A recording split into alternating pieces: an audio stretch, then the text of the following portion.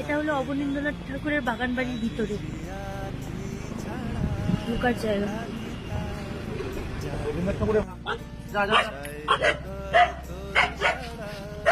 এটা সকালবেলা খোলা হয়? সকালে 10টা থেকে 5টা। আচ্ছা, 10টা থেকে 5টা।